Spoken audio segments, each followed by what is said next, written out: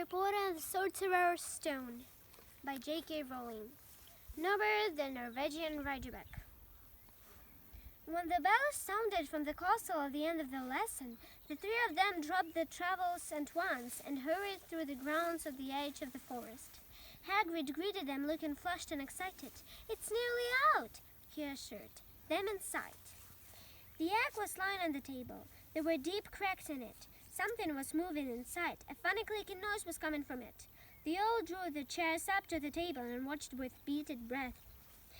All at once there was a cracking noise and the egg split open.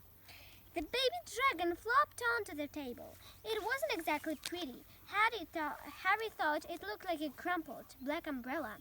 Its spiny wings were huge compared to its skinny jet body, and it had a long snout with wide nostrils, a stub of horns and bulging orange eyes. It sneezed. A couple of sparks flew out of his snout. "Isn't it beautiful?" Harry murmured. He reached out a hand to stroke the dragon's head.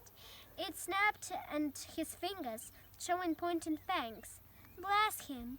Look, he knows his mommy," said Hagrid.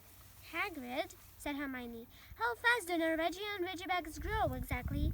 Harry was about to answer when the color suddenly strained from his face. He leaped to his feet and ran to the window. "What's the matter?" Someone was looking through the gap in the curtains. "It's a kid! He's running back up to the school." Harry bolted the door and looked out. Even in the distance, there was no mistaking him. Malfoy had seen the dragon. Something about the sly lurking on the Malfoy's face during the next week made Harry, Ron, and Hermione very nervous. They spent most of their free time in Hagrid's darkened hut, trying to reason with him. "Just let him go," Harry urged. "Set him free." "I can't," said Hagrid. "He's too little. He'd die." They looked at the dragon. It had grown 3 times in length in just a week. Smoke kept flirting out of his nostrils. Hagrid hadn't been doing his gamekeeping duties because the dragon was keeping him so busy. There were empty brandy bottles and chicken feathers all over the floor. "I've decided to call him Norbert," said Hagrid, looking out at the dragon with misty eyes. "He really knows me now. Watch. Norbert, Norbert, where's Mommy?" "He's lost his marbles," Ron muttered in his ear. "Hagrid," said Harry loudly, "give it a fortnight and Norbert's going to be as long as your house. Malfoy could go to Dumbledore at any moment." Hagrid bit his lip. "I know I can't keep him forever, but I can't just dump him. I can't." Harry suddenly returned to Ron. "Charlie," he said. "You're losing it too," said Ron. "I'm Ron, remember?" "No, Charlie, your brother Charlie, in Romania, studying dragons. We could send Norbert to him. Charlie can take care of him and then put him back in the wild." "Brilliant," said Ron. "How about it, Hagrid?" And in the end, Hagrid agreed that they could send an owl to Charlie to ask him. The following week dragged by. Wednesday night found Hermione and Harry sitting alone in the common room, long after anyone else had gone to bed. The clock on the wall had just chimed midnight when the portrait hole burst open. Ron appeared out of nowhere as he pulled off Harry's invisibility cloak. He had been down in Hagrid's hut, helping him feed Norbert, who was now eating dead rats by the crate. "It bit me," he said, showing them his hand, which was wrapped in a bloody handkerchief. "I'm not going to be able to hide a quill for a week. I tell you, the dragon's the most horrible animal I've ever met." By the way, Hagrid goes on about it. "You'd think it was a fluffy little bunny rabbit. When it bit me, he told me off to frighten it, and then I left. He was singing it a lullaby." There was a tap on the dark window. "It's Hedwig," said Harry, hurrying to let her in. "She'll have Charlie's answer." The 3 of them put their heads together to read the notes. This is Norwegian Ridgeback.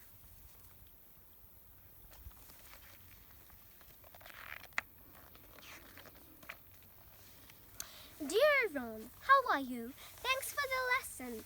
Thanks for the letter. I'd be glad to take the Norwegian Ridgeback, but it won't be easy getting him there. I think the best thing will be to send him over with some friends of mine who are coming to visit me next week. Trouble is, they mustn't be carrying an illegal dragon. Could you get the Ridgeback up the tallest tower at midnight on Saturday?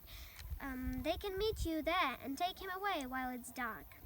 Send me an answer as soon as possible. Love, Charlie.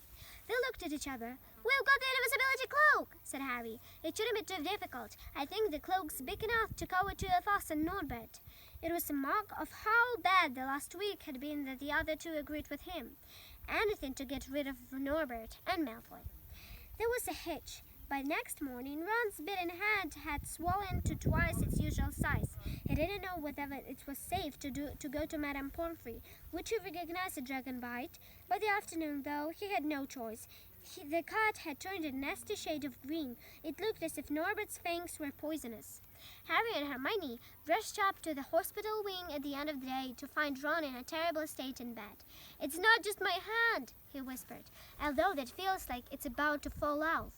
Malfoy to Madame Pomfrey he wanted to borrow one of my books so he could come and have a good laugh at me. He kept treating to tell her what really beat me. I've told her it was a dog, but I don't think she believes me. I shouldn't have hit him as the Quidditch match. That's why she's doing this. Harry and Hermione tried to calm Ron down. "It's all be over at midnight at Saturday," said Hermione. "But this isn't soothe Ron at all. On the contrary, he sat bolt upright and broke into a sweet. "Midnight on Saturday," he said in a hoarse voice. Oh no, I've just remembered. Charlie said it was in the book Malfoy took. He's going to know we're getting rid of Norbert." Harry and Hermione didn't get a chance to answer. Madame Pomfrey came over at that moment and made them leave, saying Ron needed sleep. "It's too late to change the plan now," Harry told Hermione. "We haven't got time to send Charlie another owl, and this could be our only chance to get rid of Norbert.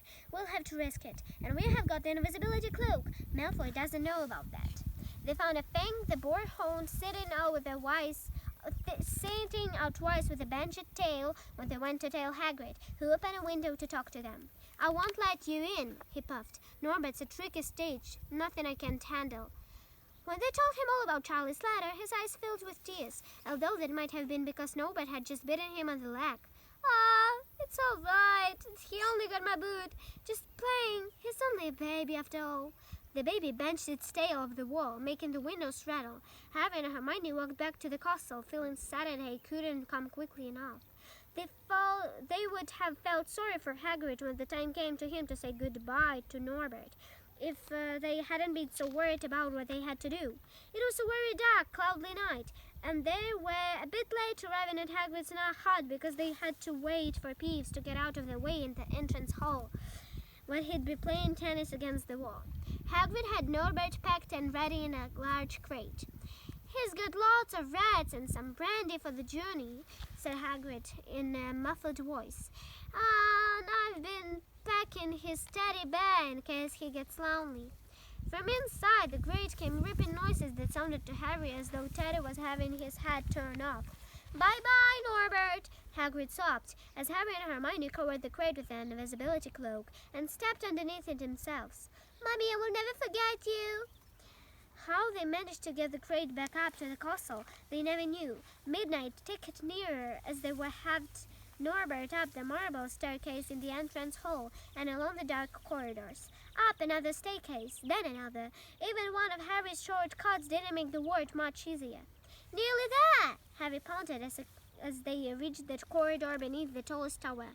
Then a sudden movement ahead of them and they almost dropped the crate. Forgetting that they were already invisible, they shrank into the shadows, staring at the dark outlines of two people grappling with each other 10 feet away. A lamp fluttered. Professor McGonagall in a tan dressing gown and a hairnet, and Malfoy by the ear. "Detention!" she shouted. "And 20 points from Slytherin, wandering around in the middle of the night. How dare you!" "You don't understand, Professor. Harry Potter's coming. He's got a dragon." "What utter rubbish! How dare you tell such lies? Come on, I shall see Professor Snape about you, Malfoy." The steep spiral staircase up to the top of the tower seemed the easiest thing in the world after that. Not until they stepped out into the cold night air did they throw off the cloak, glad to be able to breathe properly again. Hermione did a sort of jig. "Malfoy's got detention. I could sing." "Don't," Harry advised her.